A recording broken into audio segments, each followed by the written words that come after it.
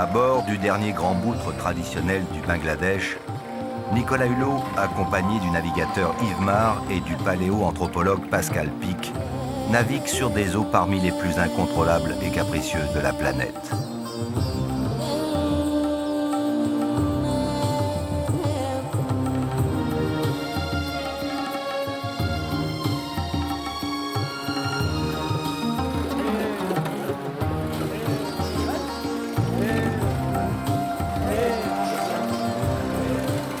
Les voiles, 70 kg de toile, 200 mètres carrés par personne. Pays né des eaux venues du toit du monde, le Bangladesh est un immense radeau de limon qui se délite et se reconstruit au rythme des moussons, des crues et des cyclones.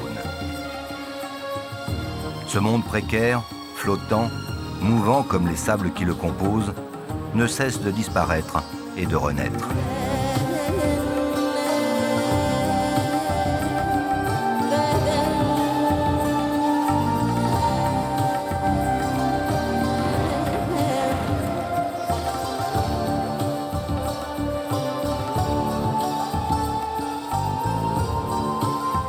Ici plus qu'ailleurs, l'eau rythme la vie. Elle est symbole de la faim et du renouveau, de la moisson et de la disette, de la construction et de la destruction. Le Bangladesh est incroyablement plat. En dehors des collines boisées du sud-est, le pays est totalement posé sur le plus grand delta du monde.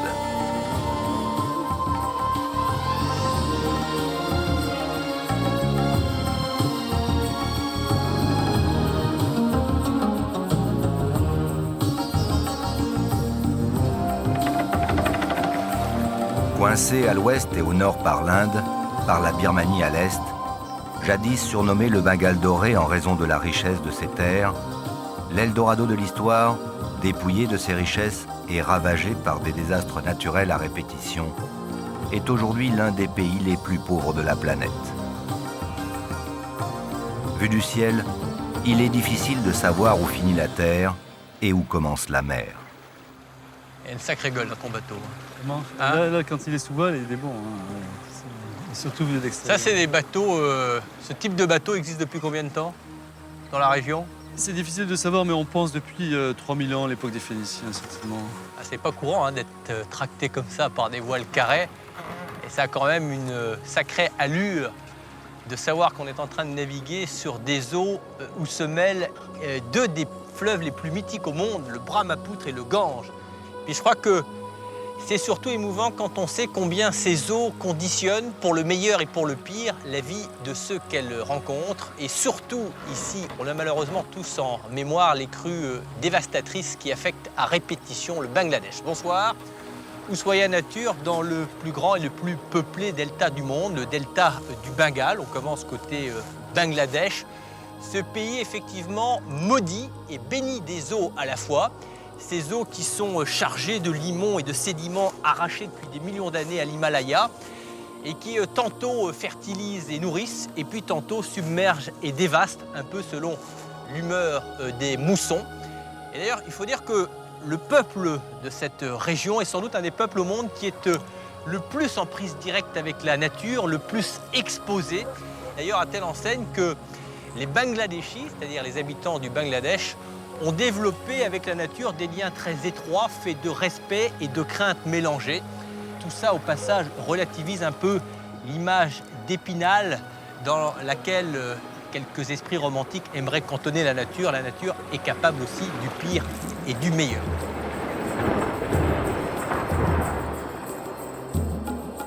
Par un phénomène sans cesse renouvelé de dépôt et d'érosion, les eaux modèlent inlassablement le paysage. En une nuit, les fleuves, unissant leurs forces, aspirent les terres qu'ils avaient créées et en inventent de nouvelles, les Tchars. Ces îles éphémères naissent et disparaissent ainsi. Le Bangladesh compte 130 millions d'habitants pour 143 000 km². Le moindre lopin de terre naissant est une aubaine même s'il doit être submergé du jour au lendemain.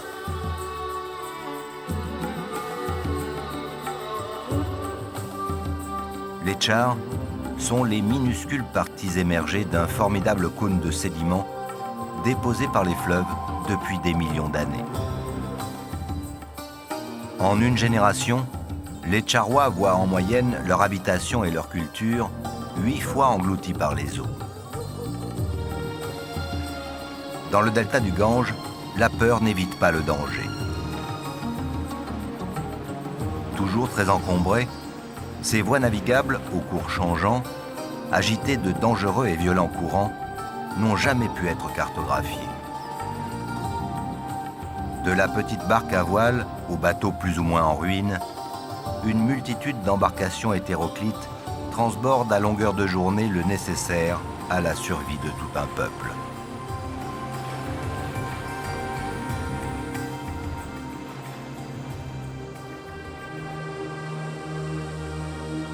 Au sud-est du Bangladesh, les forêts de mangroves des Sundarbans sont un peu plus protégées que les tchars du delta des caprices de la nature. Mais le danger y est tout autre.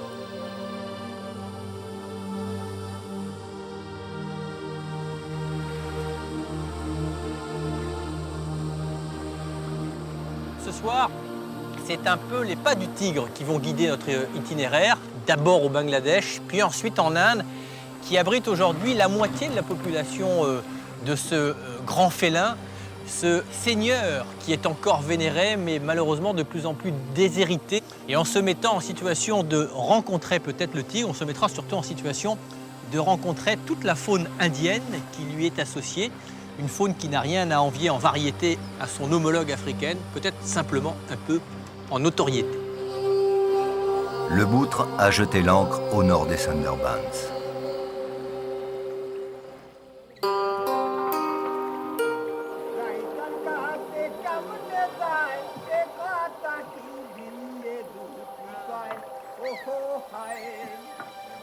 Dhiran et les siens s'apprêtent à passer la nuit sur leur dinghy, de frêles embarcations pour la pêche posées au ras des flots. Ces hommes venus du nord du Bangladesh appartiennent à la dynastie des pêcheurs à la loutre. Ils ont l'autorisation officielle d'exercer leur art ancestral sur ces canaux préservés. L'obscurité est le moment de partager l'unique repas quotidien composé de légumes cuits et d'une soupe de poisson. Pas toujours de quoi satisfaire l'estomac, mais au moins de quoi se donner un peu de cœur au ventre. Car ces modestes pêcheurs sont en plein territoire du tigre.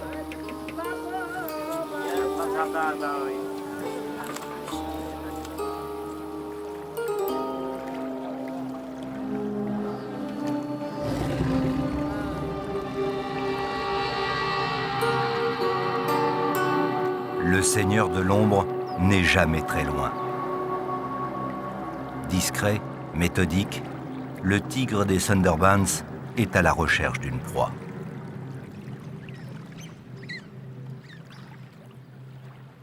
Au petit jour, les pêcheurs du Brahmapoutre choisissent un endroit du canal où libérer les loutres enfermées dans des cages. Depuis des siècles, ils capturent et élèvent ces petits carnassiers agiles pour rabattre les poissons vers leur filet.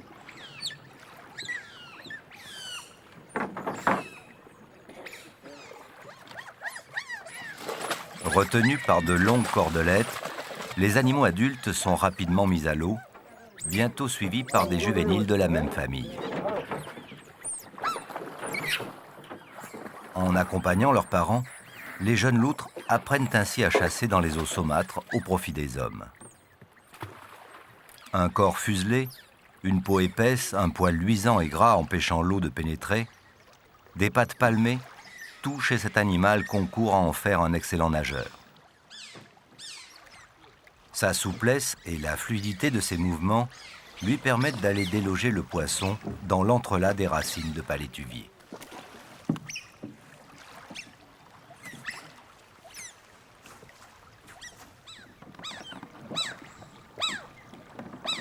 Accroché sur 3 perches de bambou de 4 mètres, maintenu sur le plat-bord de la pirogue, le filet carré est mis à l'eau. Il ne faut guère de temps aux loutres pour débusquer leur proie et les pousser vers la nasse.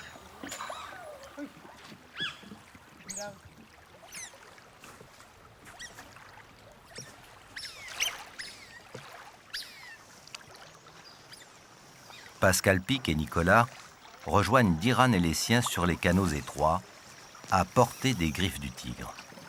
Tu vois, ça c'est quand même un des côtés magiques des Thunderbirds. Ces scènes de pêche, pour le moins insolites. Regarde-les. Regarde la tête qu'elles Superbe. ont. Ça fait Sont partie magnifiques. des Ouais. jolies frimousses du monde animal. Geste auguste et complicité entre des hommes et des animaux. Tout simplement un exemple singulier de domestication animale.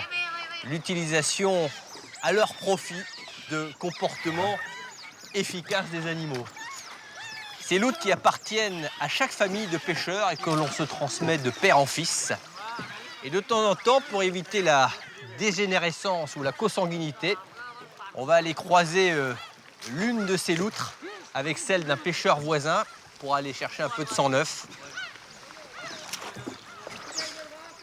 Tous les Bengale léchis qui rentrent dans la mangrove ici, ils rentrent avec la peur au ventre, Ouais. mais un courage assez étonnant parce que le danger est réel, nous on s'en rend pas compte parce que tant qu'on n'a pas vu un tigre, on a du mal à imaginer sa présence alors qu'il est omniprésent ici dans la mangrove. Le tigre, tu ne le vois jamais, et quand tu le vois, c'est trop tard, parce qu'il arrive là en quelques bonds. Alors évidemment, ça participe du mystère de la jungle, et le dieu de la jungle auquel on demande permission pour pénétrer dedans s'identifie également au tigre. Le tigre est présent évidemment dans tout notre imaginaire, et surtout dans l'imaginaire de ces populations, mais il est aussi emblématique de ce que sont des systèmes écologiques. Étant le super prédateur par excellence, il est effectivement celui qui ne peut survivre que si toute la chaîne écologique est préservée.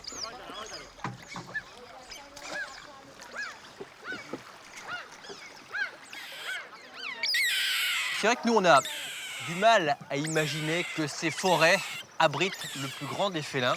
Et ici, ils en payent un très lourd tribut car on considère que dans les Thunderbirds, il y a à peu près 4 à 500 À peu près, oui. des tigres royaux du Bengale et qu'un tiers d'entre eux seraient mangeurs d'hommes. Et encore, le conditionnel ne vaut pas d'être employé parce que les chiffres sont éloquents et tragiques en même temps. Il y a à peu près un accident mortel par jour. À peu près, oui. On est vraiment sur le territoire du mangeur d'hommes. Il y a 3 raisons pour lesquelles les hommes viennent dans les Thunderbirds où nous sommes, dans cette grande mangrove. La pêche, ils viennent aussi récolter le golpotas, c'est-à-dire de grands palmiers dont ils se servent pour les toitures, et également le miel. Il faut quand même rappeler qu'il y a un peu plus d'un siècle de cela, et d'ailleurs c'est symptomatique du déclin de tous les grands animaux de la planète, il y avait à peu près 100 000 tigres, toutes sous-espèces confondues, dans l'ensemble de l'Asie, et qu'au milieu du XXe siècle, on était tombé au chiffre dramatique de moins de 2000 tigres, hein, à peu près, c'est ça? Oui, 1800 à peu près. 1800 tigres. Mais entre-temps, sur tout le continent subindien, la population a augmenté de 300 millions de personnes, et le bétail, plus de 100 millions de têtes. Alors là, c'est considérable parce que le bétail, évidemment, consomme la végétation, ce qui chasse le gibier du tigre. Et pourquoi le tigre, certainement, est un mangeur d'hommes ici? C'est que ce grand animal, le plus grand félin, est un spécialiste de la prédation sur les grosses proies. Or, dans les Thunderbirds, à part le chital, c'est-à-dire le cerf local qui est magnifique, qui dépasse à peine 50 kg, eh bien la plus grosse proie, c'est l'homme, facile et qui ne sait pas se défendre, bien sûr. Il y a des pêcheurs qui racontent que le tigre s'est parfois installé sur le pont de leur embarcation alors qu'ils étaient tous réfugiés à l'intérieur, y restant pendant des heures, guettant la moindre occasion de pouvoir saisir l'un des occupants. Il a l'avantage du Ça terrain. sert à rien de se jeter à l'eau, ça sert à rien de monter dans les arbres, ça sert à rien de courir. Dans tous les cas, le tigre aura le dessus. Et alors, il reste que la prière, Voilà. d'une certaine manière.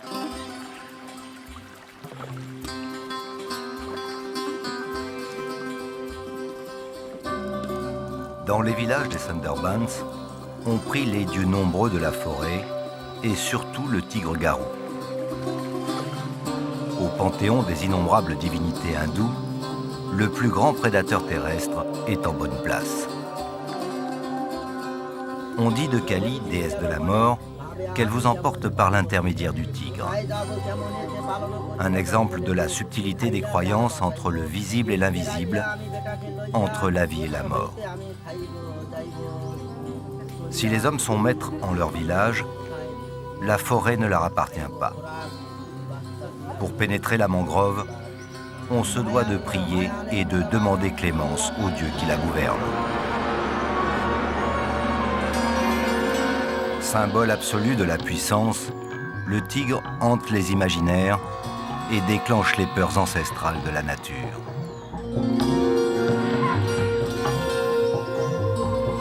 Dans les Sundarbans plus qu'ailleurs, le puissant félin est craint et respecté.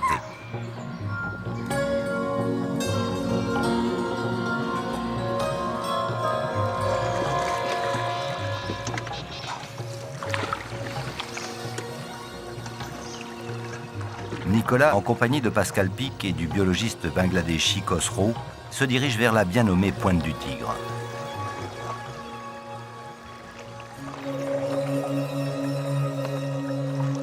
On commence à voir les premières petites silhouettes de cerfs, axis,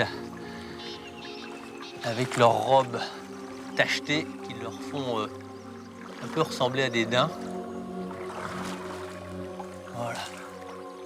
Ils sont la raison de cet aspect curieux de la mangrove. On a l'impression que tout a été coupé, rasé par le bas. Et les cerfs donc consomment les feuilles de ces arbres, essentiellement des coréas. Et alors c'est pour ça que nous avons une belle visibilité là, à vue d'homme si je puis dire.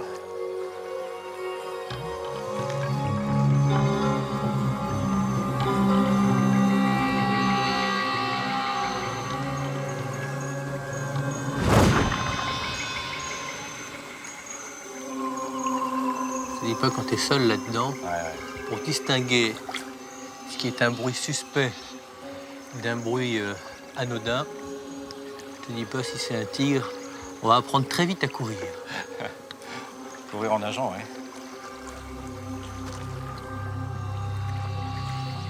Alors, dans la mesure où j'ai lu qu'il n'attaquait pas de face, moi je lui fais face et je ne bouge plus. C'est à la fois courageux et à la fois prudent.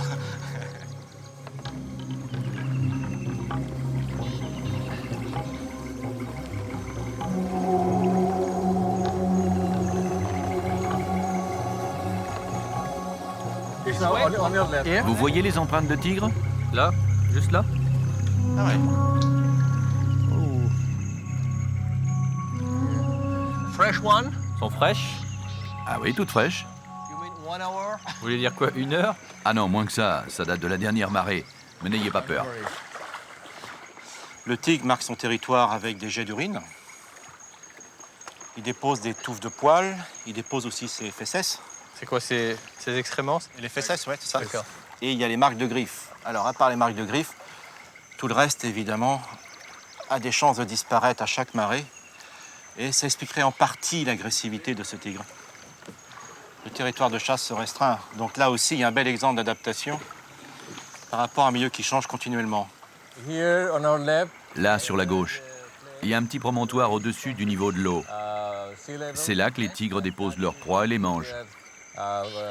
Prey species. On appelle cet endroit la tanière du tigre. And we call it tiger's den. Which place? Où ça? Là? Oui, juste devant vous. Any tiger trap there? Est-ce que vous apercevez d'autres empreintes? You see it? Maybe over Let's there. check. I think okay. There must be some. Here he can rest. Ce promontoire permet au tigre de se reposer, de déposer ses proies et d'observer les alentours. And this is particularly safe for the. Il s'y sent particulièrement en sécurité. Adjacent areas is very. En certains endroits, la végétation est très dense, mais le tigre affectionne les zones clairsemées. Est-ce que les gens ici respectent et vénèrent le tigre ou est-ce que ils en ont juste peur? No, no, they have respect also. Non, non, le tigre leur inspire de la crainte, Respect also because they mais aussi beaucoup de respect. Mamu in Bengali means La meilleure preuve, c'est le surnom qu'il lui donne. Il l'appelle Mamou, qui signifie oncle maternel en bengali. Je vais vous suivre, I prefer to stay. mais je préfère rester derrière. and be careful. Oui, soyez prudents. N'oublie pas qu'il attaque par derrière, hein, s'il est là. Donc je vais passer devant. Dans cette mangrove, l'homme est un intrus.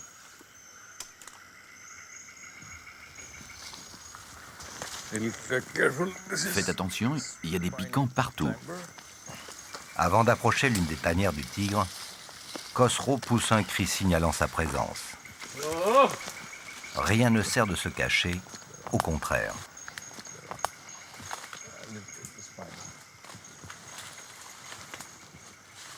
That's the place. C'est donc ici. Ah oui, il y a les miettes de ces repas. Tiens, voilà le crâne d'un porc sauvage. Cochon. Cochon. Ouais, parce que tu as là, toi. D'accord. L'arcade est très développée. Grosse bête, hein.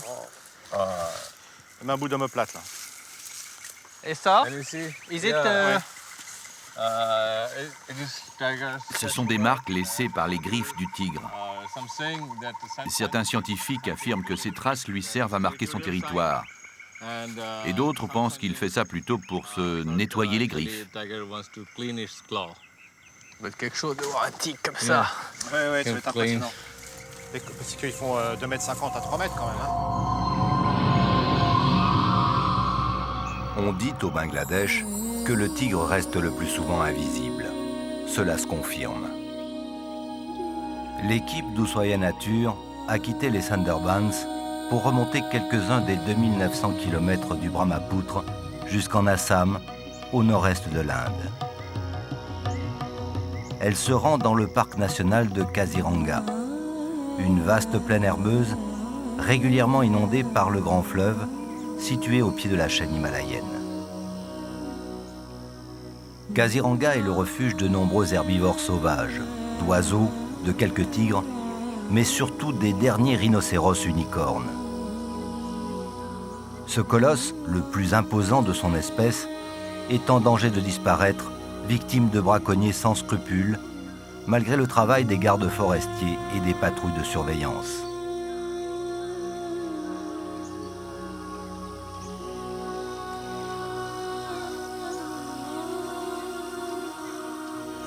Premier rayon du soleil sur les eaux stagnantes du parc de Kaziranga.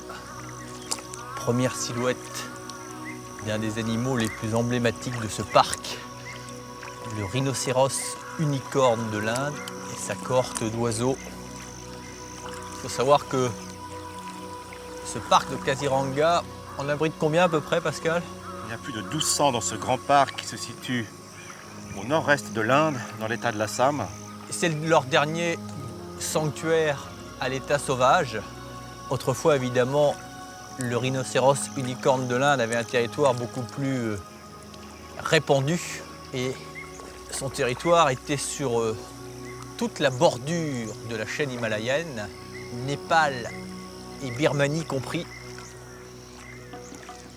Regarde.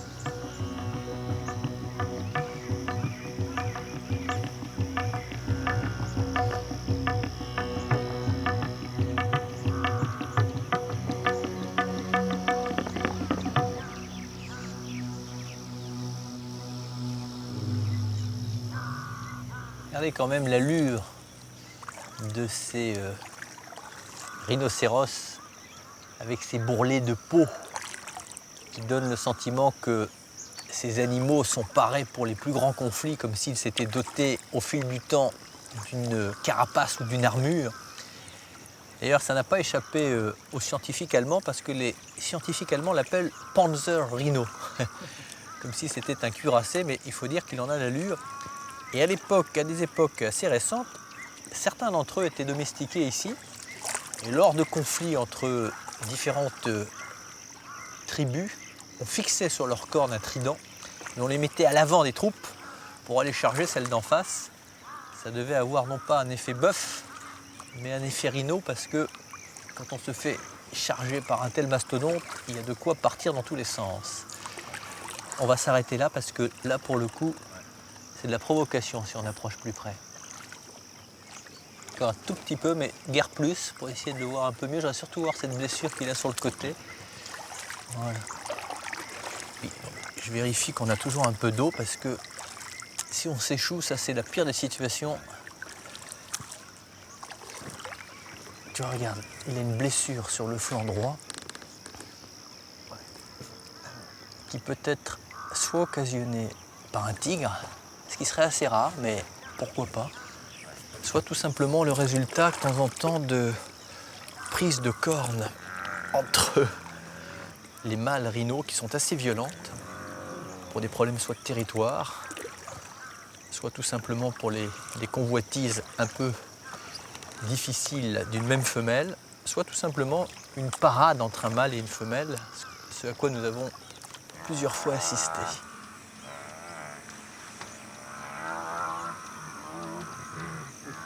Sa corne réduite en poudre aurait des vertus aphrodisiaques. Probablement que cette croyance trouve ses origines dans une virilité et une capacité sexuelle hors pair. Pardon de ce détail, mais le pénis du rhinocéros est un des plus importants et imposants du monde animal. Et lorsqu'un rhinocéros mâle et femelle se reproduisent, ils peuvent rester dans cette position pendant plus d'1 heure, avec une émission de sperme toutes les minutes. C'est sans doute ces facultés hors normes qui ont fait fantasmer quelques esprits déficients et qui expliquent malheureusement toute la chaîne du braconnage qui est en train peut-être de porter l'ultime coup de grâce à ces magnifiques herbivores.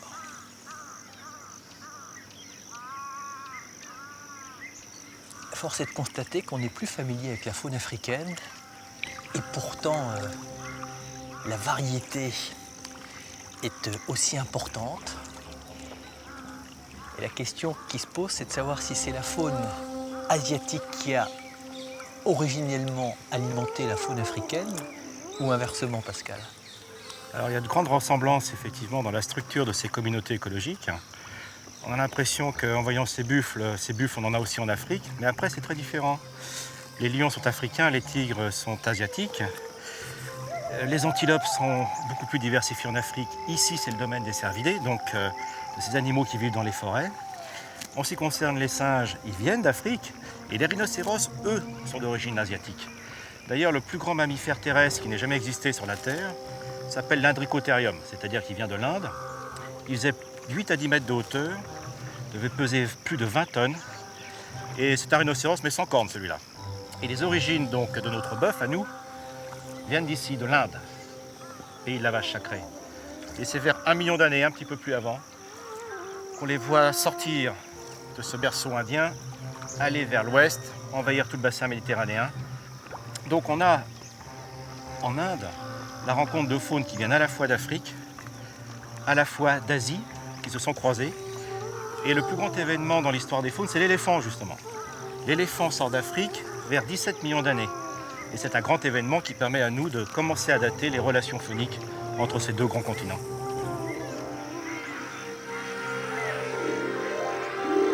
Le parc de Kaziranga comporte aussi de vastes îlots de forêt humide. Dans l'un d'eux, Nicolas a rejoint Rajesh Bedi.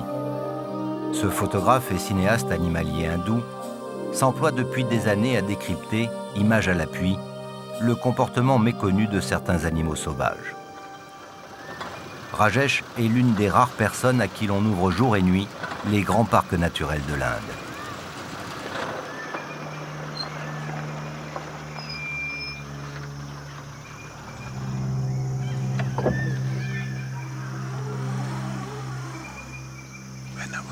Quand on approche un éléphant, le plus important, c'est la direction du vent. S'il a le vent dans le dos, pas de problème. En revanche, si c'est nous qui avons le vent dans le dos et qu'il souffle vers lui, ça c'est un problème.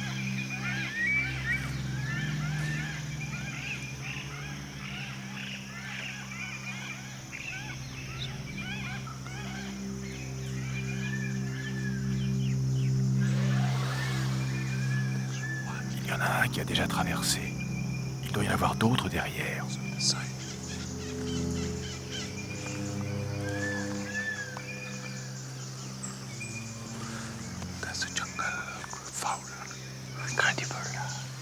It's nice. On a beaucoup de chance. Le vent ne souffle pas dans la direction de l'éléphant. Are you able to know if it's a female or a male? Ça, c'est une femelle. How do you see that? Comment est-ce que vous voyez ça? À la taille et à la forme de sa tête. Il y a quelque quelque chose de toujours très amusant d'ailleurs pour faire la différence entre les éléphants d'Afrique et les éléphants d'Asie. C'est un petit détail anatomique, c'est que les éléphants d'Afrique ont les oreilles qui ressemblent à la carte de l'Afrique et les éléphants d'Asie ont les oreilles qui ressemblent à la carte de l'Inde.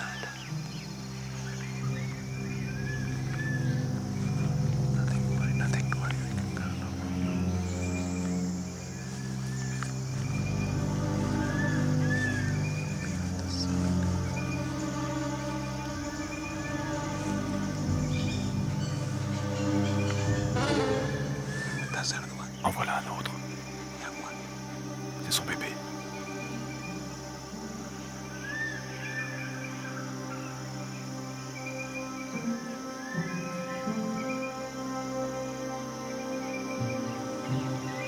Passons de ce côté-ci.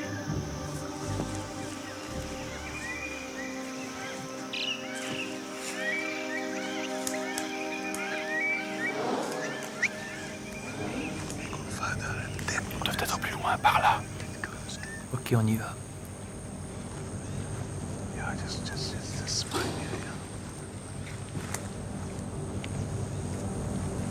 Ancêtre de son cousin africain, le rhinocéros de l'Himalaya est au moins aussi dangereux. L'approcher doit s'effectuer avec d'infinies précautions, particulièrement lorsque l'on est à pied.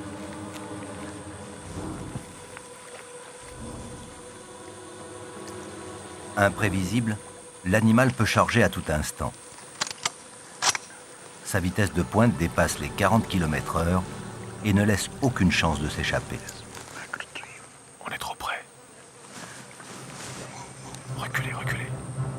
En arrière, en arrière.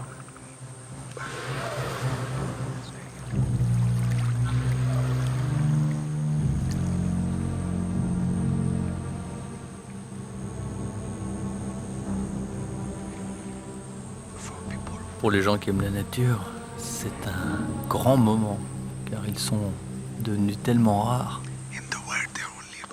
Il reste à peine plus de 1500 de ces rhinocéros dans le monde.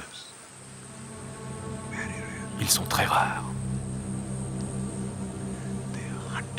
Ils sont chassés pour leurs cornes. Quand on pense qu'aujourd'hui, 1 kilo de poudre de cornes de rhinocéros peut atteindre le prix de 40 000 $. Il faut savoir que, comme tous les grands animaux asiatiques et notamment du sous-continent indien, le déclin de ces animaux a commencé au 19e siècle avec une chasse qui est devenue particulièrement intensive et efficace, notamment avec l'arrivée de la colonisation britannique, où le jeu était toujours d'essayer de tuer le plus grand nombre d'animaux possible, et si possible plus que son voisin, plus que les autres. Et les tigres et les rhinocéros ont payé un très lourd tribut. Et quand les premiers explorateurs les ont rencontrés, notamment Marco Polo, il a cru avoir affaire à la fameuse licorne. Il y en a un qui arrive par là. Vous le voyez ?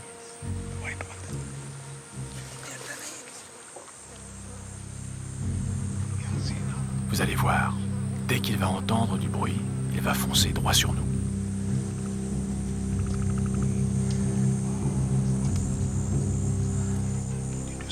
Vous voyez la grande blessure à l'épaule ? Qu'est-ce qui a pu provoquer ça? C'est au moment de l'accouplement que les animaux se blessent parfois. Regardez.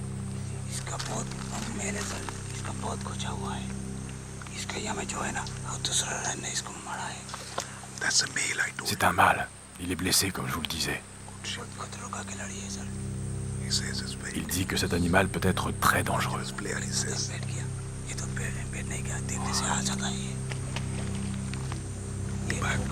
Faut bouger.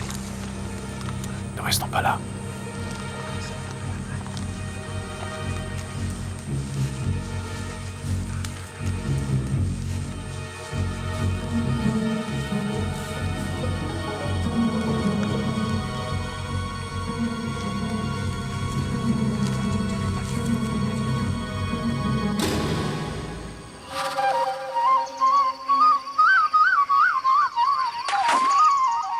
Comme la Camargue est pour l'Europe une aire de repos pour les grands migrateurs, Le nord-est de l'Inde est une terre d'accueil pour les oiseaux fuyant les frimas des hauts plateaux himalayens. Canards, oies, aigrettes, hérons, cormorans, pélicans ont trouvé dans les marécages du parc de Kaziranga un havre de paix relatif où ils viennent se nourrir et se reposer.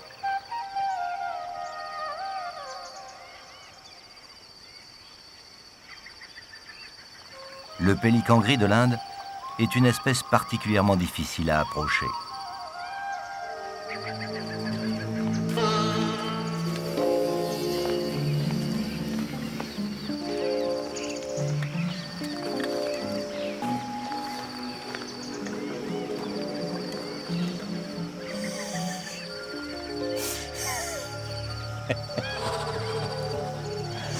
S'il y a un rhinocéros qui arrive.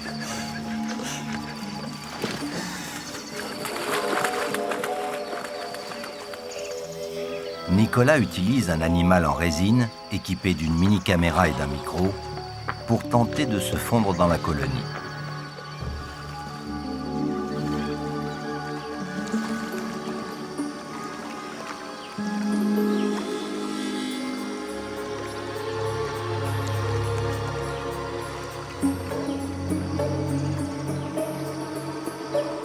Le leurre semble parfait, mais très rapidement, un à un, les pélicans prennent leur envol. Quelque chose d'indéfinissable, peut-être simplement leur instinct, les a alertés.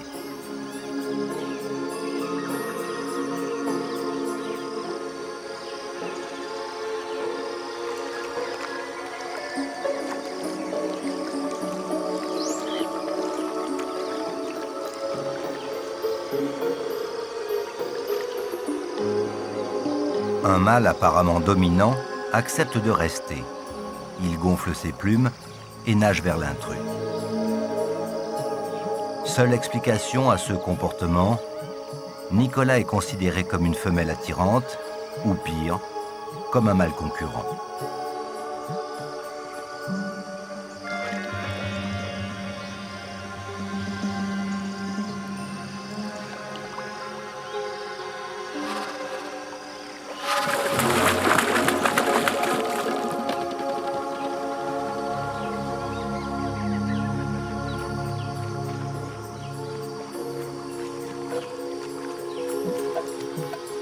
Ah putain, un truc qui m'a mordu.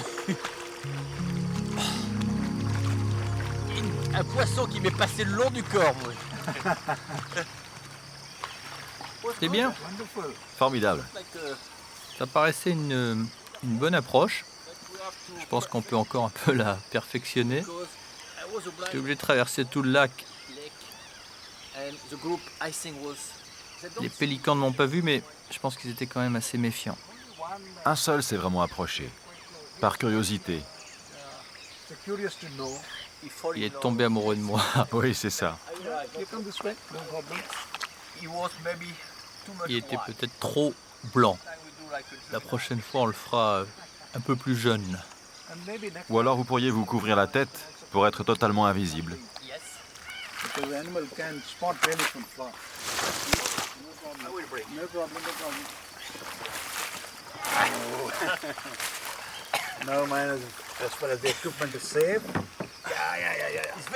Très très lourd.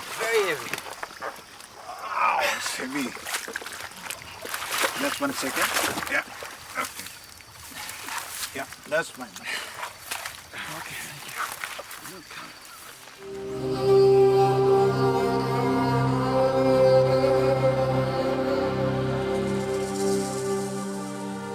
Oiseaux et mammifères de la grande plaine alluviale semblent s'être donné rendez-vous sous les dernières lueurs du jour. Rajesh et Nicolas vont rejoindre un affût idéalement placé près d'un point d'eau où les attend Naresh Bedi, le frère de Rajesh, lui aussi cinéaste animalier de renom.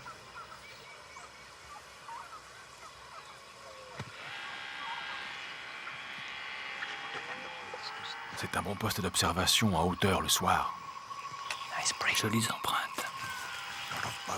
Il y a beaucoup de traces d'éléphants, de rhinos, de buffles. Je vous laisse monter, moi je retourne là-bas. case you need, En cas de besoin, donnez-moi un signal. give me a signal. I'll Ok. Hello Maresh. Salut Naresh. Nice place. Bel endroit. Il y a des éléphants tout près. It's a nice place to spend the night. Bel endroit pour passer la nuit. Close to the water. Oui, on est tout près de l'eau. Alors on observe pas mal d'animaux grâce à ces jumelles à vision nocturne. Elles sont très performantes. What's the principle? Quel est le principe? Le principe de la caméra thermique est de traduire en images les différences de température. Donc chaque animal est susceptible d'être capté par l'objectif. Tout à fait. On peut l'enregistrer avec la caméra, étudier le comportement des animaux à des fins de recherche. C'est un grand progrès dans le domaine de l'image filmée. Je peux regarder? Oui. On a eu la chance de filmer 2 éléphants avec leurs petits. Les rhinocéros sont venus et ils se sont tous nourris longuement. Je vais vous montrer. Regardez, ça s'est passé à 15 mètres d'ici à peine. 2 rhinos. Oui, 2 rhinocéros absolument pas perturbés par notre présence. Ils ne regardent pas la caméra, ils ne savent même pas qu'on est là. C'est formidable. Ils ne nous ont pas sentis.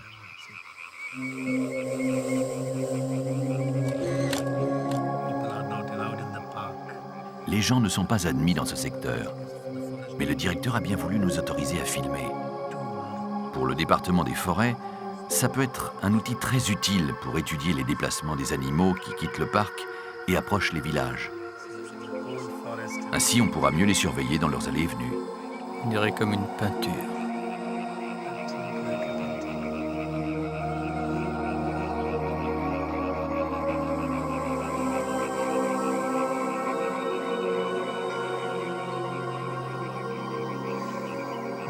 On espère ce soir arriver à filmer le tigre.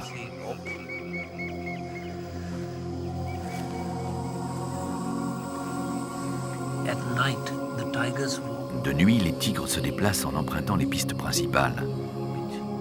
On peut voir quelle distance ils parcourent, ce qu'ils font, comment ils marquent leur territoire, s'ils lacèrent les arbres de leurs griffes pendant la nuit. Enfin, toutes les informations recueillies grâce à la caméra thermique sont extrêmement précieuses. Le prince des ténèbres s'étire comme un gros chat, préparant sa nuit de chasse.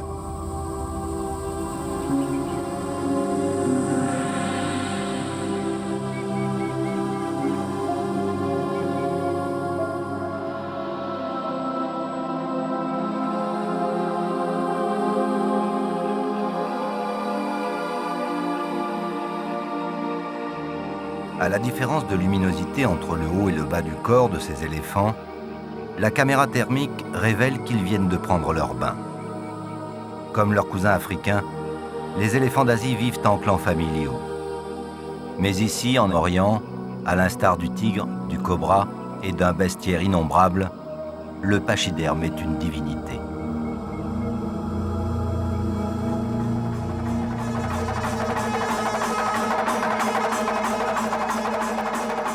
Au Kerala, comme dans bien d'autres États en Inde, on fête Ganesh, le dieu à tête d'éléphant, fils de Parvati, épouse de Shiva.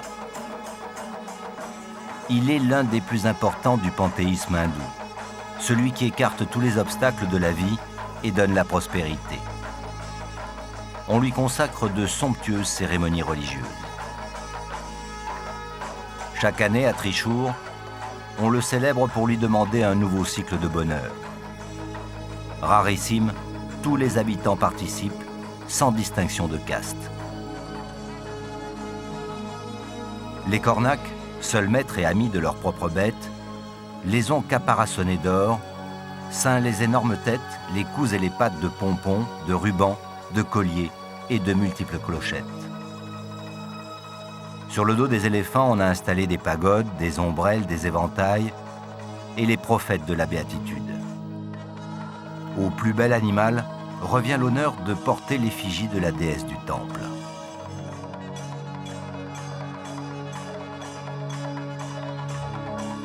Après avoir fendu la foule compacte des rues de la ville tout au long de la journée, la procession pénètre dans le temple et s'immobilise.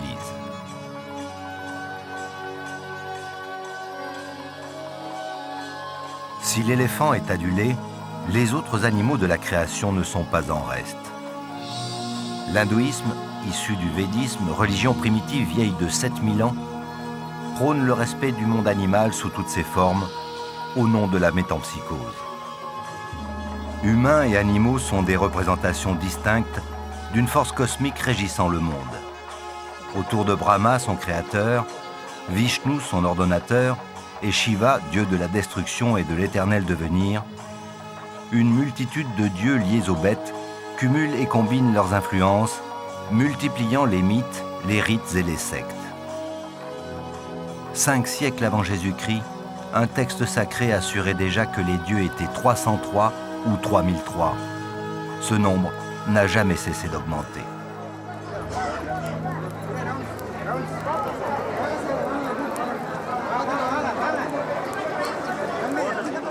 Les serpents tiennent eux aussi une place privilégiée dans le zoo des dieux de l'Inde. Il est interdit de les insulter et de les maltraiter. Le serpent incarne les forces obscures de l'univers pour le pire et le meilleur, à commencer par le sexe et la fécondité. Il est aussi symbole d'éternité dans la cosmologie.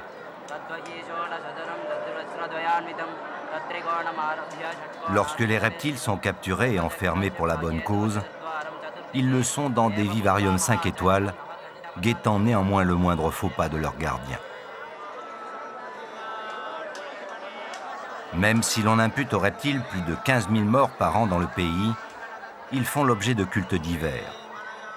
Particulièrement vénéré, le redoutable cobra.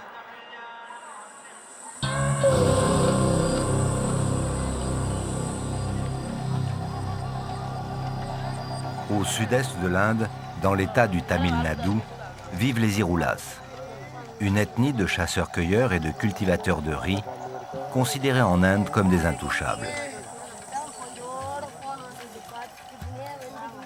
Dès le lever du jour, Mandy quitte son village avec femme et enfants pour une battue dont il est coutumier. Dans son baluchon, une baramine, un crochet de fer, un sac de coton, quelques vivres, son courage et ses yeux. La région pullule de reptiles de toutes sortes, y compris dans les champs cultivés, car il trouve là la fraîcheur de la terre retournée, les rats et les oiseaux à la recherche de graines ou de jeunes pousses nouvellement plantées.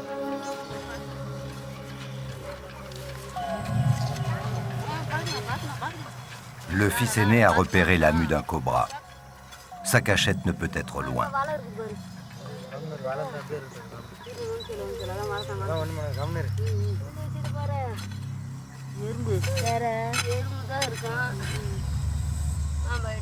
Mandy entreprend d'élargir l'orifice à la baramine.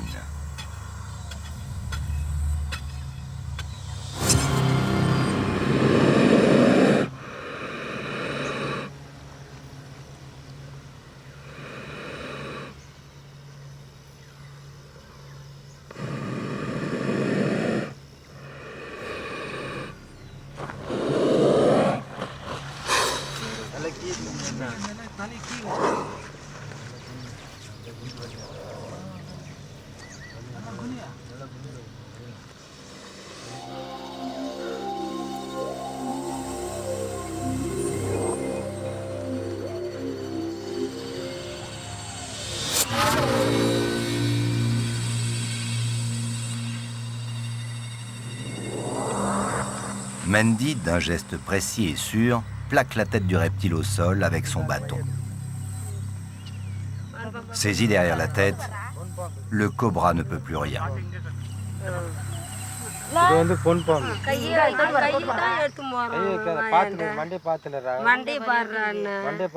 Le fils de Mandy, 6 ans, réclame le contact avec cet animal mythique. C'est une femelle cobra.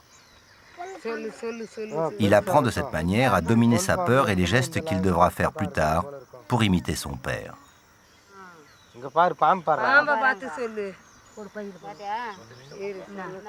Chaque année, la population locale paye un lourd tribut aux reptiles protégés par la loi depuis 1976.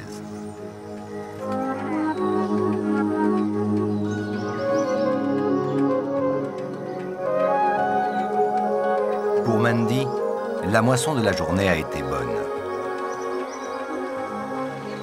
De retour au village, une puja est organisée. Avec force poudre de couleurs et colliers de fleurs, les femmes de la communauté vont honorer les reptiles capturés puis relâchés au pied d'un petit autel installé sur le sol.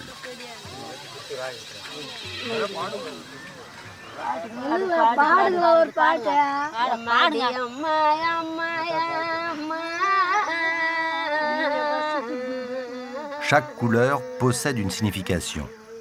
Le rouge pour le mariage et l'amour, l'orange, la terre, le jaune, le printemps.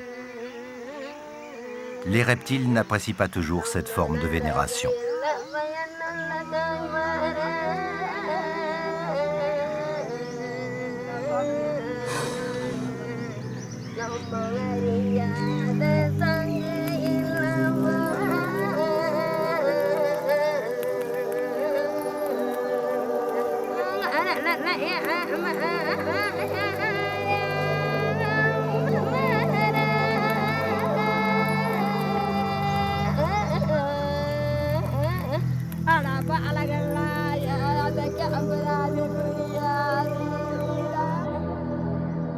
Après la cérémonie, Mendy a récupéré les dieux serpents pour se rendre à la coopérative de Mahabalipuram. Si ces animaux ont longtemps été traqués pour le commerce de leur peau, certaines manufactures de Madras en traitaient jusqu'à 5000 par jour, les Hirulas ont modifié leurs habitudes et se sont adaptés à un nouveau marché, celui du venin.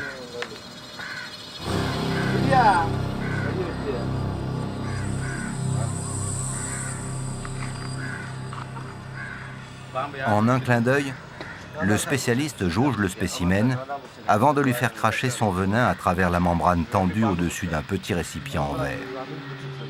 Chaque serpent possède un venin aux effets spécifiques dont les scientifiques n'ont pas découvert toutes les applications.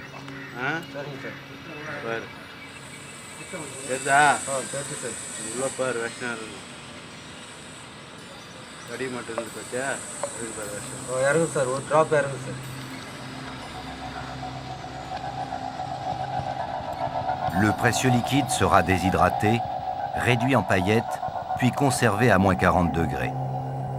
Vendues à prix d'or à l'un des 4 laboratoires gouvernementaux, elles serviront à fabriquer des antidotes ou entreront dans la composition de divers médicaments.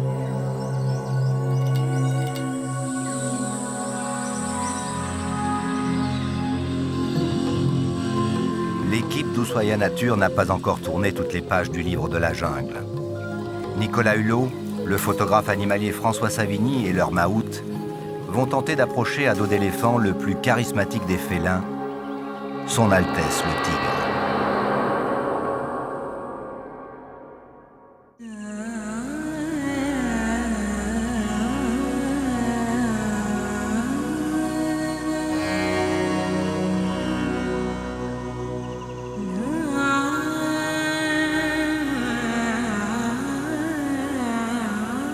Au pays des Maharajas, dont les anciennes forteresses en ruine dominent des territoires dignes des premiers matins du monde, les héros du livre de la jungle composent toujours un somptueux tableau vivant.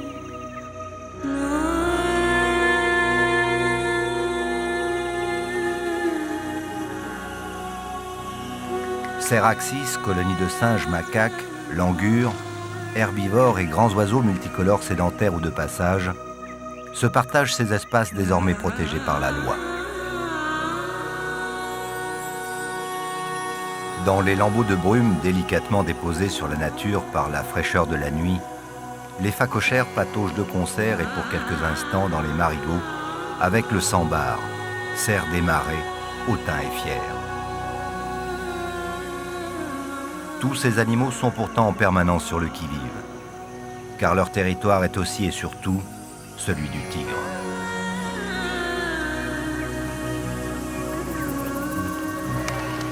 Pour s'en approcher en toute sécurité, la seule monture adaptée est l'éléphant domestiqué, guidé par son maout.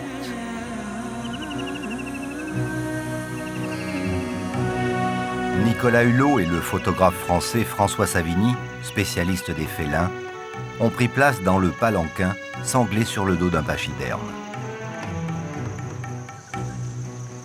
Et on ne peut pas être plus au cœur de l'Inde que l'on l'est dans cet état, et au cœur du royaume du tigre, et en même temps de l'univers si cher à Kipling, car c'est dans ces régions que Kipling a trouvé toute son inspiration.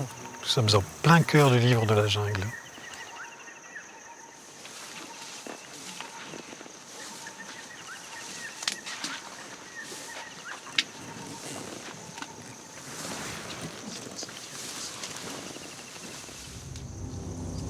Voilà une des rencontres animales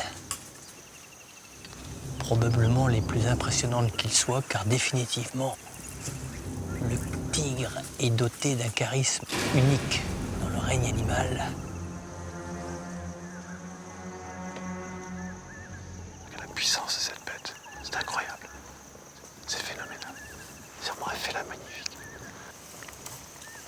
Tu vois, ce camouflage, tu vois cette robe, tu verrais cette couleur orangée avec ses rayures noires, c'est un petit peu comme un phare au milieu de la mer. Mais quand tu la retransmets dans son élément, dans son biotope, c'est d'une efficacité à toute épreuve.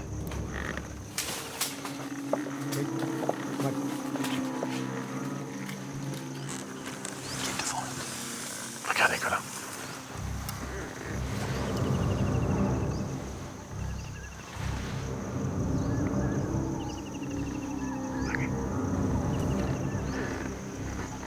Il y a un point d'eau derrière. Juste derrière.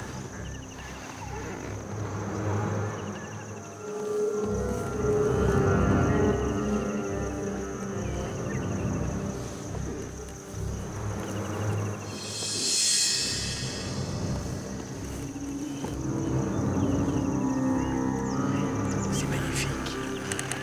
Et quand je disais que lorsqu'un tigre surgit dans la jungle, Regarde Nicolas, pardon. Regarde. on a l'impression que celle-ci retient son souffle. Là, on a une belle illustration. Le flimen, regarde. Extraordinaire. Son palais est muni de sorte de capteur qui analyse les émulsions chimiques. Et en fin de compte, cette manœuvre lui permet de savoir si une femelle est éventuellement en chaleur. Et celui-ci, c'est un jeune mâle. Il est encore beaucoup trop jeune de toute façon pour être sexuellement actif. Mais tu vois, ceci étant dit, cette démarche, il l'a déjà. En fin de compte, le fait d'ouvrir ce palais, il réceptionne par ces capteurs qui sont tout en haut.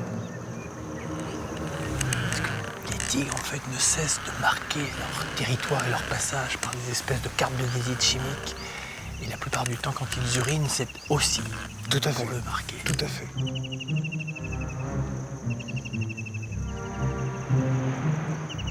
Discret, silencieux, le tigre arpente tranquillement son vaste territoire, sûr de sa puissance.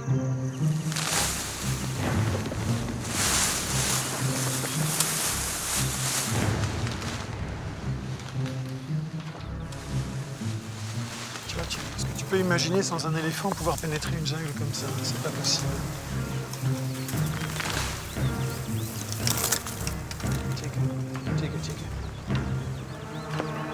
Un autre tigre sommeille à l'ombre des bambous. Aussitôt, l'un des frères Bédi déploie son immense fauteuil trépied à quelques mètres du félin sans descendre de sa monture. Ce système permet d'effectuer des prises de vue stables, impossibles à obtenir depuis le palanquin.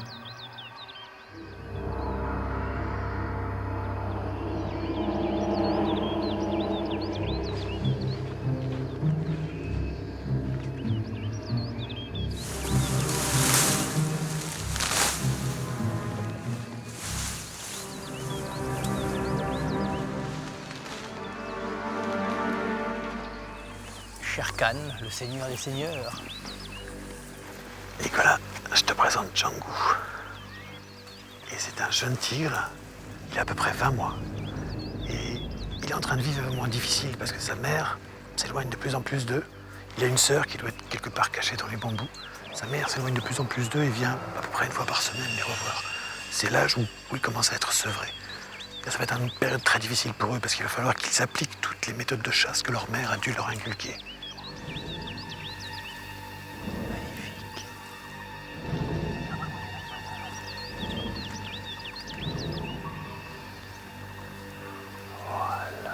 Recouche-toi, il ne faut pas que l'éléphant fasse un coup de panique avec le trépied. Cet éléphant-là, est habitué. Combien, a priori, on suppose qu'il reste de différentes espèces ou sous-espèces de tigres actuellement sur Terre? Tigre du Bengale, plus grand rayonnement pour l'instant. Tout à fait. Le Panthera tigris tigris, c'est le plus grand rayonnement. Le Sumatrae, celui de Sumatra, également très présent. Tigre de Sibérie aussi. Tout à fait. L'Altaïka, position relativement précaire, à savoir que le braconnage, le trafic de drogue, vu la situation actuelle de la Russie, a fait qu'il est vraiment dans un cas assez critique. Le Corbettii, qui est en fin de compte le tigre indo-chinois, c'est-à-dire la partie sud-est asiatique. On le trouve de Myanmar, en descendant vers la Thaïlande, etc., etc. Population apparemment assez stable aussi. Pas forcément la plus importante, mais c'est un tigre de forêt profonde, forêt équatoriale et pluviale, donc très difficile à voir. Le Panthera tigris samoyensis, qui est une espèce en grand, je dirais, danger actuellement, c'est le tigre du sud de la Chine, qui était considéré par le régime en place en Chine comme une peste, donc il a été strictement éliminé. Combien ont définitivement disparu dans les 40 dernières années? 3? Oui. Tigre de la Caspienne, probablement. Tout à fait. Le tigre de Bali, complètement disparu, et le tigre de Java, qui, lui, ne serait pas éteint. Apparemment, les scientifiques auraient des preuves comme quoi certains individus seraient présents. Est-ce que les populations sont viables ou pas? Ça, c'est un autre débat. Alors, curieusement, quand un zoologue a affaire à un animal dépecé, que ce soit un tigre ou un lion, pour faire la distinction morphologique entre un tigre et un lion, le squelette et la dentition du tigre et du lion sont excessivement proches. Probablement, l'explication, c'est qu'ils ont des origines communes, que tous deux descendent d'un ancêtre illustre, dont la zone d'expansion était gigantesque, le tigre à dents de sable. Tout à fait. Il y a un lien, il y a un chaînon manquant entre le règne des Félix et le règne des Panthera, qui sont les grands félins. Et les scientifiques les plus avisés estiment qu'aujourd'hui, ce chaînon pourrait peut-être être la panthère nébuleuse, qui est en fin de compte un félin entre les deux et qui a, entre autres caractéristiques particulières, des canines absolument démesurées par rapport à sa taille. C'est une espèce forestière qui vit dans les forêts humides, sombres, humides et tropicales. C'est principalement sud-est asiatique, le nord-est de l'Inde. Il n'y en a pas ici parce que nous sommes dans une zone semi-sèche, principalement les zones humides, vraiment les forêts assez denses.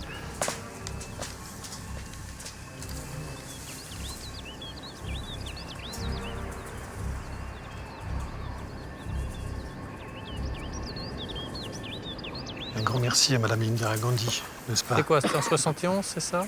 73. 73. Quand cette femme, alors Premier ministre, qui était visiblement à la fois une amoureuse de la nature, en même temps qu'il la connaissait bien, Tout à fait. a décrété la mise en place du Tiger Project Projet Tigre. et la protection absolue de cette espèce clé. Et il faut dire que sans cette prise de conscience et sa traduction en actes, probablement que le tigre aurait vécu ses dernières heures en Inde, mais dans un pays qui est en proie à une telle croissance démographique, car quand on pense que sur ces 50 dernières années, la population de l'Inde a pratiquement doublé pour franchir le seuil d'1 milliard d'individus, avoir réussi à conserver de telles espèces, de grandes espèces, quand on voit la difficulté que l'on a, nous, à conserver ou à accepter ou à tolérer ou à héberger une poignée de loups et quelques pauvres ours qui se battent en duel, ça vaut d'être signalé dans un pays qui, économiquement, a d'autres difficultés que les nôtres.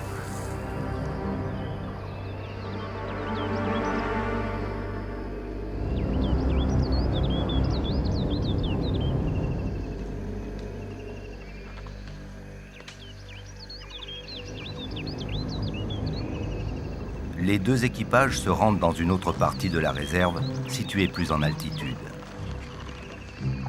Au fur et à mesure, la forêt se modifie, devenant plus verte et plus humide.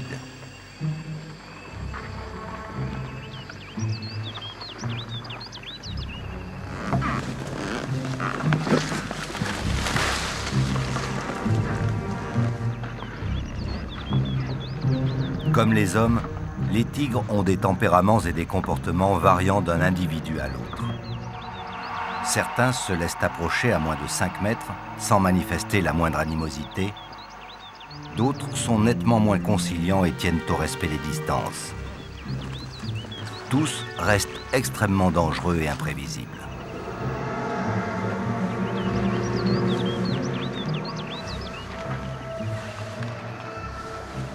Tu vois, Nicolas, le parc est tellement grand ici que tu as une réserve, un potentiel très important de tigres. Et tu as énormément de mâles nomadiques comme ça qui circulent d'une zone à une autre. Et ce mâle a certainement très peur, pas forcément peur de nous, mais surtout peur d'autres tigres dominants qui, eux, règnent sur leur territoire. Et la moindre contrariété, il va disparaître. C'est la grande différence entre un mâle nomadique qui est en passation de s'installer quelque part et ceux qui sont vraiment établis et sur leur base.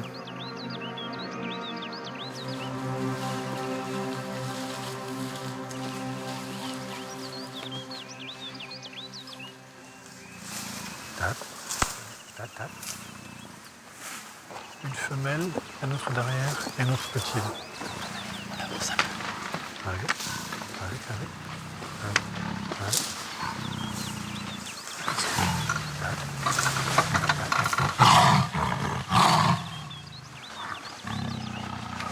Petite charge d'intimidation, on ne sait jamais où ça va s'arrêter.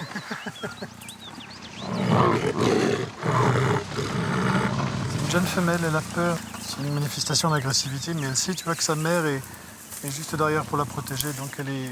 Tu sais, ils n'ont pas l'habitude apparemment de voir les pachydermes, donc seule la présence de sa mère qui est à peu près relaxe, à peu près décontractée, la rassure, sinon il y a longtemps qu'elle aurait fui.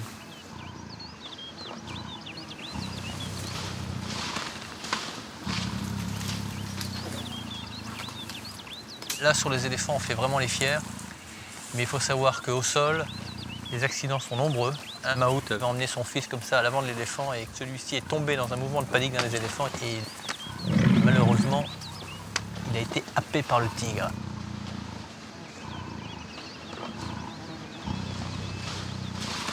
C'est difficile d'ailleurs d'interpréter les signes et les comportements des animaux en général et des tigres en particulier parce qu'on a tendance à les comparer à nos propres comportements ou les interpréter à nos propres comportements. Et c'est souvent une vision un peu anthropomorphique des choses. Mais il y a beaucoup de similitudes quand même, notamment dans les expressions. On ne montre peut-être pas les dents d'une manière aussi proéminente, mais on peut de temps en temps sortir les griffes. Je suis tout à fait d'accord avec toi. Bien des comportements de cet animal restent encore un mystère. On les découvre souvent grâce au travail des cinéastes et photographes qui, ici en Inde, consacrent leur vie à les observer et à les filmer. À Kanha, Naresh et Rajesh Bedi ont récemment été témoins d'une scène extraordinaire. Une sorte de passation du pouvoir de se reproduire entre le père et le fils.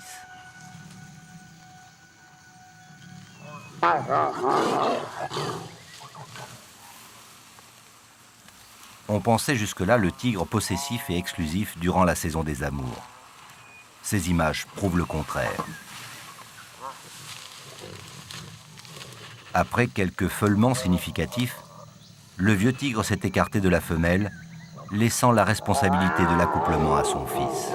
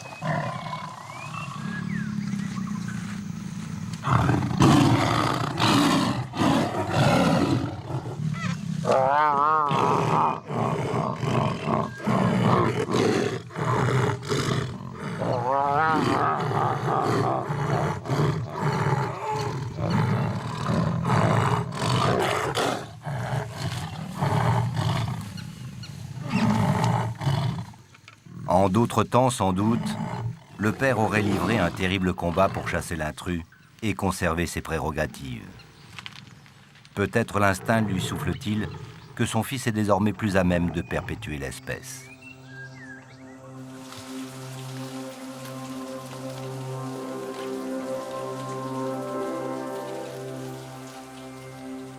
Bravant le danger potentiel d'une rencontre avec le tigre, les femmes du village, en bordure de la réserve, se rendent quotidiennement au temple situé dans la jungle.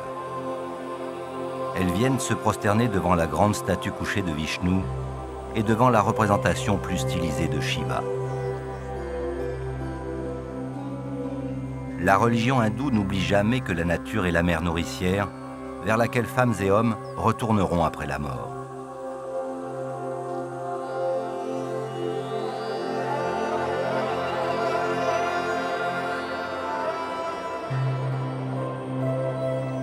Sur son chemin menant à la pureté idéale et parfaite, l'âme renaîtra dans le corps d'un animal plus ou moins évolué, en fonction de la vie que son porteur aura menée sur Terre. Alors, les populations amenées à rencontrer le tigre ont intégré le risque d'être dévorées par le Seigneur de l'ombre. En Inde, atavisme rime avec fatalisme.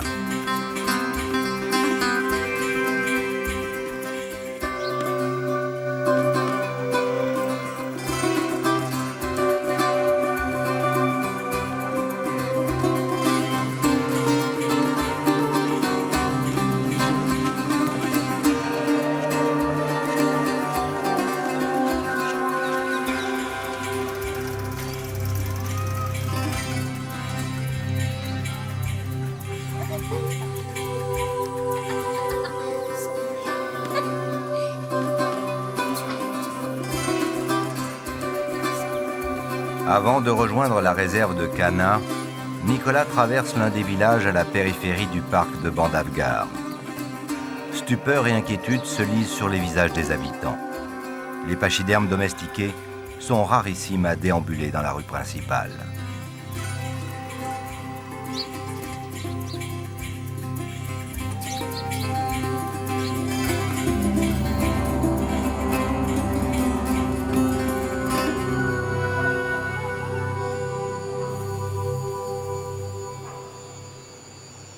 Une autre équipe d'Ushuaïa Nature est à Annamalai, dans les Ghats du sud-ouest de l'Inde. Une région montagneuse au climat chaud et humide, dont la forêt abrite encore quelques îlots de biodiversité. Les hautes frondaisons des grands arbres cachent des espèces endémiques comme ce magnifique hornbill géant à casque jaune.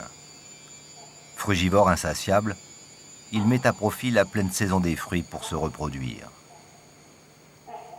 Soigneusement cachés au creux d'un tronc, la femelle et son petit attendent la moisson de graines et de fruits collectés par le mâle dans la forêt alentour.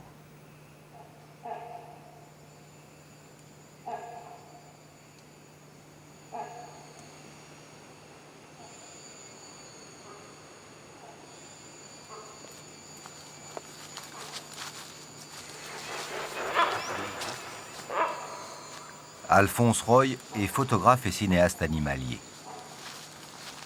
Il défend ce sanctuaire bec et ongles et aime y emmener sa fille Manas. Lui aussi profite de la fructification pour observer les animaux.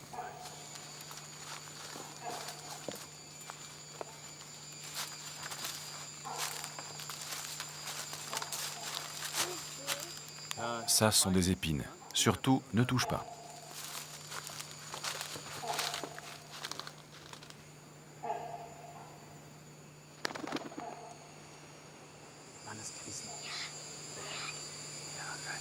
Sur une branche haute, un écureuil de Malabar, gros comme un chat, visite la canopée. Il vit seulement dans cette région. Comme ses congénères beaucoup plus petits, il est extrêmement pointilleux sur le choix de sa nourriture. Graines, fruits et petits insectes sont à son menu quotidien.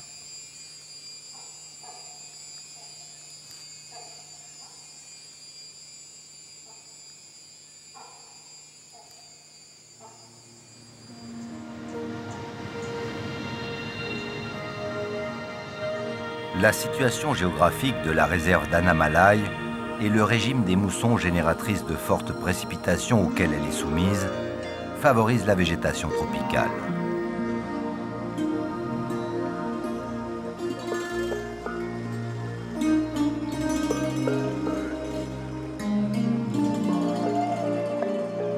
Avec beaucoup d'attention et une grande patience, on peut apercevoir un curieux singe, le macaque à queue de lion. On aurait aussi bien pu l'appeler le lion des arbres. Il est l'un des plus petits macaques et passe 90% de son temps en altitude.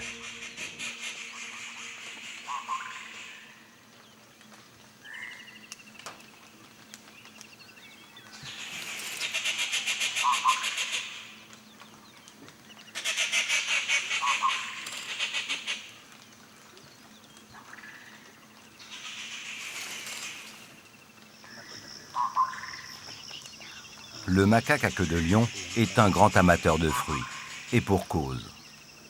Son estomac est plus spécialement adapté à la digestion des sucres qu'à l'acidité des feuilles. Mais il apprécie aussi les insectes et les œufs des nids d'oiseaux.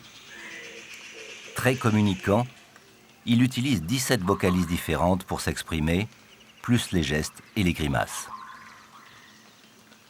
La faible fécondité des femelles mature à l'âge de 6 ans et mettant un seul bébé au monde environ tous les 3 ans, font de ce macaque l'un des plus en danger de l'espèce. Comme tous les animaux frugivores, il contribue à la dissémination des graines dans la forêt.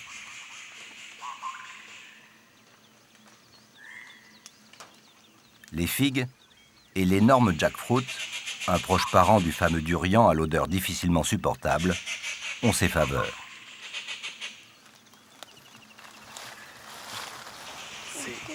Tu vois ce fruit? C'est un jackfruit. C'est ce que mangent les singes. Oui, c'est très collant. Regarde là-haut, encore un autre singe.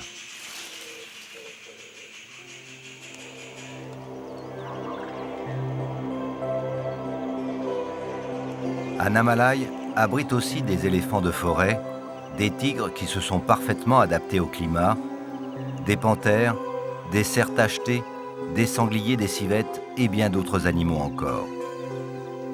Mais la réserve est comme toutes les réserves de ce pays, soumise à une pression démographique et une déforestation galopante. Les importants champs de thé plantés à sa périphérie ont le seul avantage d'être une barrière très efficace contre l'intrusion des milliers de têtes de bétail des paysans vivant aux alentours immédiats.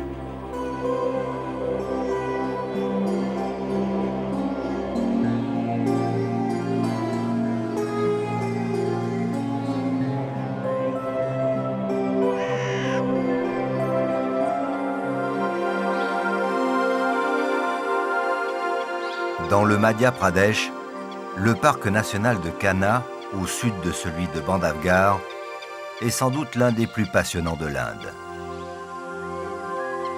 Créé à l'origine pour assurer la protection des Barasingas, les cerfs des marais, il est devenu une vaste réserve de grands prédateurs.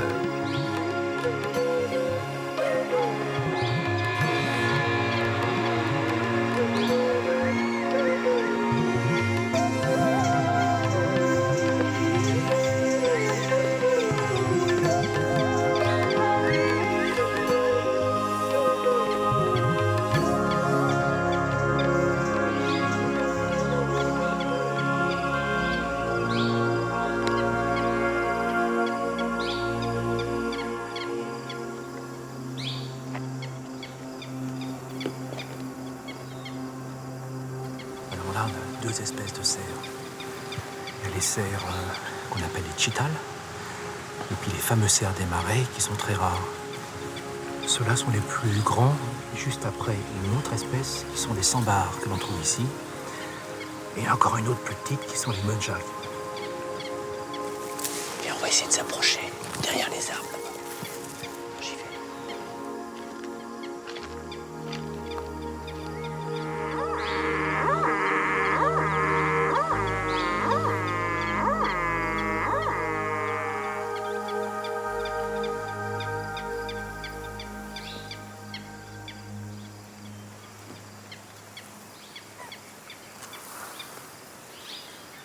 Ce qui est amusant, c'est quand on voit la relation de cause à effet entre la tectonique qui, en soulevant l'Himalaya, sans revenir sur tout l'historique géologique, a créé cette barrière qui est à l'origine des moussons. Et ce sont ces moussons qui ont conditionné indirectement l'avènement des cervidés. Alors en fait, depuis un peu plus de 10 millions d'années, que ce soit pour l'Afrique et pour l'Inde, s'installe un grand espace où vont y des saisons sèches qui alternent avec des saisons humides. C'est un régime des moussons. Et à partir de là, cela va favoriser l'expansion de plantes qui existaient déjà, mais qui vont connaître une énorme expansion, c'est-à-dire toutes ces graminées qui sont autour de nous, toutes ces hautes herbes. Et ces hautes herbes ont une particularité. Elles contiennent de la silice, c'est-à-dire des grains de sable, mais tout petits. On appelle ça des phytolithes, c'est-à-dire littéralement de la pierre dans les plantes. Et ça use les dents. Et c'est pour ça que chez certains de ces cervidés, les plus grands ici, tu as des dents qui ne sont jamais fermées au niveau de la racine, qui poussent tout le temps, afin de compenser l'usure pendant la mastication. Et c'est pareil dans l'autre grand groupe qui a émergé à cette époque-là. Ça, c'est une adaptation d'évolution. Voilà, exactement. Et qu'on retrouve ça, chez les chevaux et chez les bovidés. Donc, en fait, ils venaient des forêts et ceux qui sont sortis des forêts se sont adaptés à ce nouveau type de plante. Ici, à Ghana, c'est là qu'apparemment que Kipling aurait écrit le livre de la jungle, donc le livre de la forêt, et pas de la jungle comme on l'entend. Et il est injuste, Kipling, parce que bien sûr, il nous fait découvrir ces faunes indiennes. C'est comme ça que tu les as découvertes, toi et moi, à travers Mowgli et ses aventures. Et puis un mépris total dans ce roman pour tout ce qui est herbivore. Et un écosystème ne peut pas marcher sans les uns et sans les autres. Et sans ces magnifiques animaux qui sont là, ces magnifiques cervidés, il n'y aurait pas de tigre, il faut le dire, c'est très important. Comme le buffle africain, le gore, lorsqu'il est en nombre, est très dangereux. Personne, aucun animal ne s'y frotte. Son front armé de cornes robustes vaut toutes les défenses et l'animal fait face à tous les dangers. La faune entière l'a compris depuis longtemps. Le bison indien n'est définitivement pas fréquentable.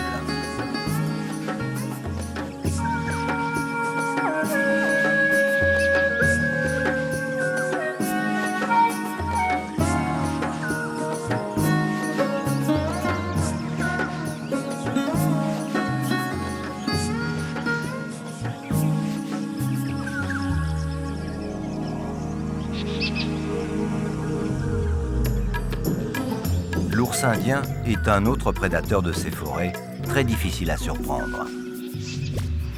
Ce n'est pas un rival du tigre, dont il ne partage pas la même niche écologique. Mais attention, malgré son allure bonhomme, et bien qu'il soit sourd comme un pot et plutôt malvoyant, son flair remarquable le rend au moins aussi dangereux.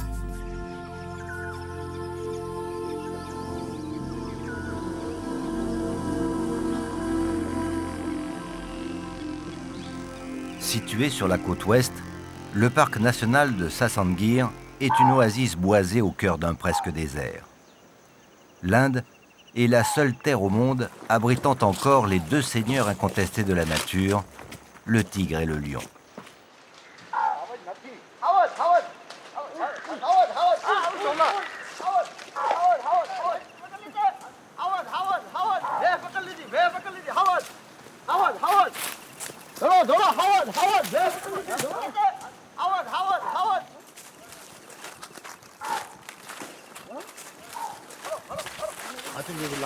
Rajesh Bedi a arpenté pendant des mois les 1500 km² de la forêt de Gir, là où vivent les Maldaris, un peuple de bergers partageant le parc avec la faune sauvage, dont les 300 derniers lions d'Asie. You'll see that they'll be coming all straight to the animals. They'll come and charge on the skill. Vous voyez, il déplace la carcasse vers les buffles pour qu'ils la sentent. Just a spotted deer C'est may- tout ce qui reste du cerf. You see the reaction. They're all trying to get the smell of the lion. क्यों भागे? बोल આમ આછા ભાગી ગયા नहीं वो આપણે આમ ધડ ધડ ધડ ધડ ખા કરતા આમ ટા ભરી જાય वो जो खाया है वो आपका दीपड़ा खाया? હા દીપડા Yes, દીપડા ખાવા अच्छा दीपड़ा. C'est un dipra. Dipra, c'est le terme local qui désigne le léopard. હવે ઘણી વ્યક્તિ અમે જોયેલા ખરા નજરે જોયેલા કે માથેથી પડે अच्छा तुम देखा? तुम देखा? હા નજરે દેખી જાય તો પછી વર્ષે થાય એટલે કોઈ હિસાબે આવે ને હાથમાં દંડ ભાગી જાય They saw the leopard. Ils ont vu le léopard tuer le cerf, le manger et puis le laisser. Il a dû être dérangé. Very shy. Alors, l'animal était trop lourd, il n'a pas pu le monter dans les branches parce que les léopards, justement, contrairement au lion, pour être tranquille, hissent les proies dans l'arbre. Alors, qui a mangé cette proie? Who was able to eat the prey? The leopard came later. Hawaj खाया नहीं खाई हाँ, हावज खाई। हाविज खाई और खाई दीपड़ा ये खाइए ये खाइए। दोनों खाई ये दोनों खाई दोनों नहीं खाई गलत बात. It was shared by both. Il a été mangé par deux animaux différents. Ils disent que le léopard a commencé à dévorer la proie, puis le lion est arrivé. Le léopard a abandonné la proie, et ensuite ils ont vu le lion la finir. The lion eating on the same kill. ठीक? Ça s'en va.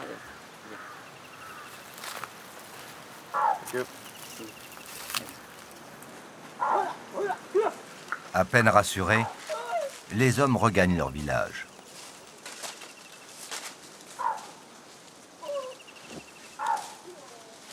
Rajesh et Pascal Pic, accompagnés de gardes forestiers, vont tenter d'apercevoir l'un des derniers lions d'Asie.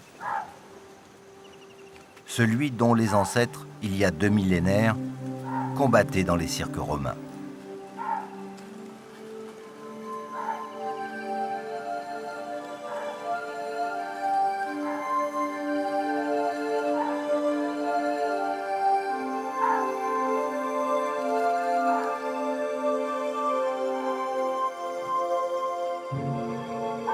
Il faut l'œil aiguisé des gardes pour repérer les traces de l'animal et pouvoir distinguer la couleur de son pelage de celle monochrome du sous-bois.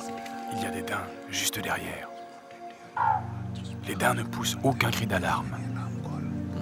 Ils savent que le lion est repu et qu'il se repose. Si jamais il se dresse et se met debout, alors là, ils donneront l'alarme. Donc il y a une compréhension entre les animaux. Ils connaissent le comportement de chacun.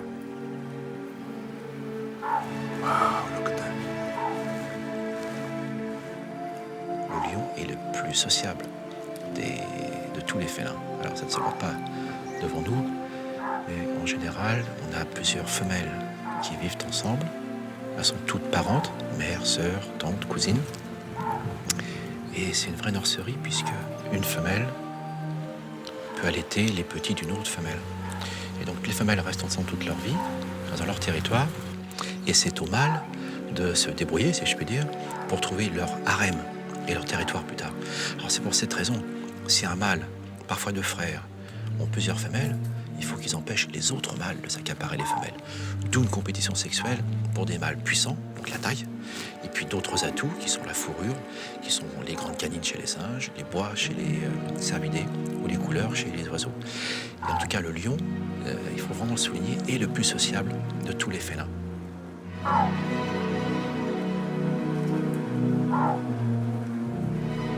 Le lion d'Asie diffère du lion africain. Son pelage est plus épais et de longues touffes de poils ornent le bout de sa queue et ses coudes. La crinière du mâle est moins flamboyante et moins fournie que celle de son cousin. Surtout, un pli caractéristique et une frange de poils frisés barrent son abdomen. Il existait autrefois dans toute l'Asie mineure. Puis il a lentement mais sûrement disparu, traqué par les hommes, et ne subsiste plus que dans la forêt de Gir.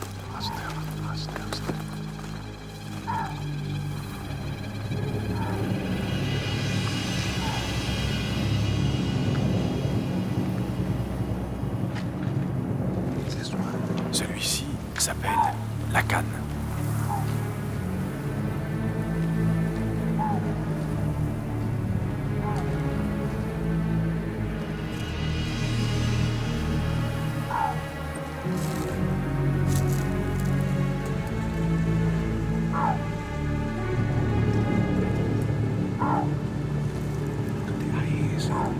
Il a une blessure à l'œil. On ne doit pas le quitter des yeux. Et surtout, il ne faut jamais courir. Si vous entendez un cri d'alarme, restez tranquille. Il faut faire face sans tourner le dos et reculer, pas à pas, doucement.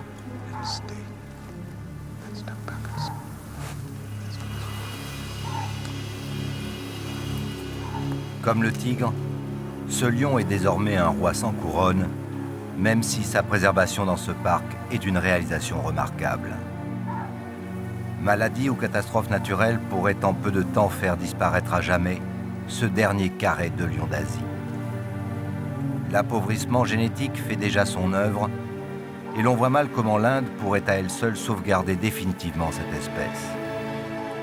Jadis, l'une des grandes épreuves pour prouver que l'on était un homme consistait à tuer un lion. Dans l'Inde moderne, où cet animal est devenu un symbole national, la gageure est désormais d'en sauver un.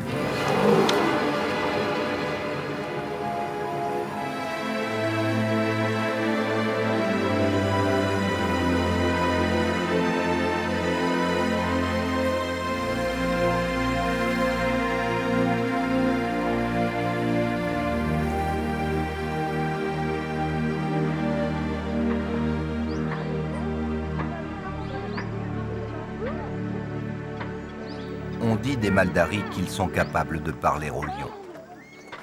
Irréductibles bergers du fond des âges, ils vivent avec les fauves et ne quitteraient leur forêt pour rien au monde. Bien sûr, ils s'inquiètent lorsque les rugissements se rapprochent. Alors simplement ils rassemblent leur précieux cheptel et le mettent à l'abri. Gandhi a écrit « La façon dont une nation s'occupe des animaux reflète fidèlement sa grandeur et sa hauteur morale. Celle des Maldaris est à ce titre exemplaire. »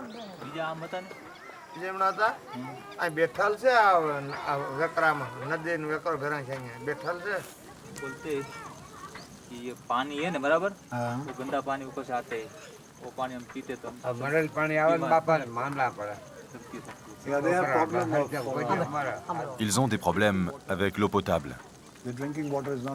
L'eau n'est pas propre et les gens tombent malades.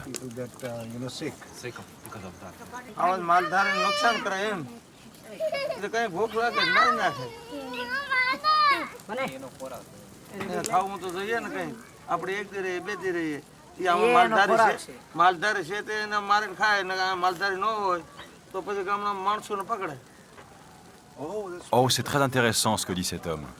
Il dit, si nous restons ici, l'avenir du lion est assuré. Si nous partons, le lion quittera ce sanctuaire et commencera à disparaître.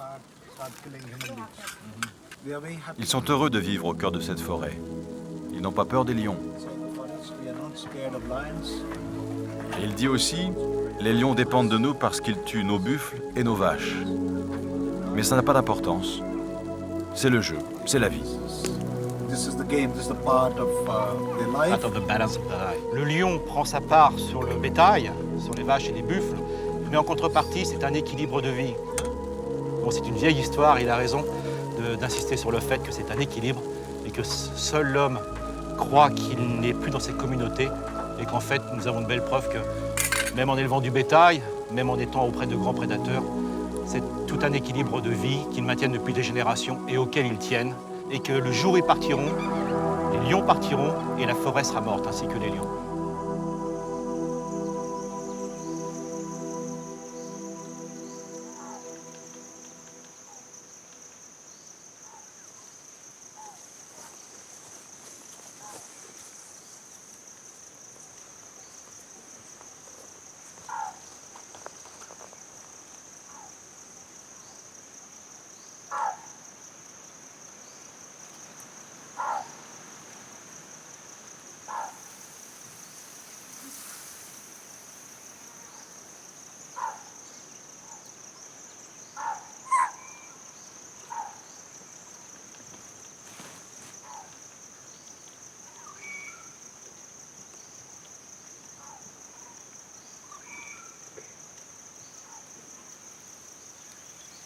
Magnifique.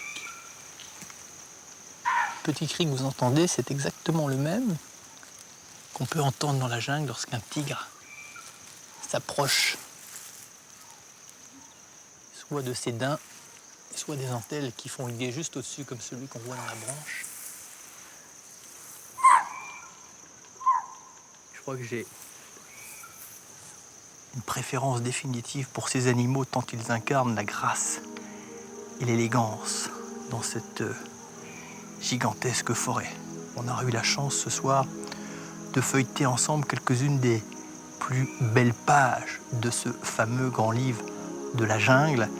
Et ce qui est étonnant, c'est de constater combien ce contact avec le sauvage soulève en nous une espèce de jubilation, pour quiconque d'ailleurs est au contact de cette vie sauvage, comme si quelque part c'était une réminiscence de notre propre animalité. Et pourtant, il faut qu'on y prenne garde, car ce livre risque encore de perdre rapidement quelques-unes de ses pages les plus précieuses. Ça serait dommage à plus d'un titre, mais notamment parce que je suis convaincu que le sauvage est un antidote indispensable à l'excès de civilisation. Et le paradoxe de notre époque, c'est que jamais la diversité biologique à la surface de la Terre n'a été aussi importante en nombre, et jamais dans le même temps elle n'a connu un déclin aussi rapide, et le phénomène ne cesse de s'accélérer.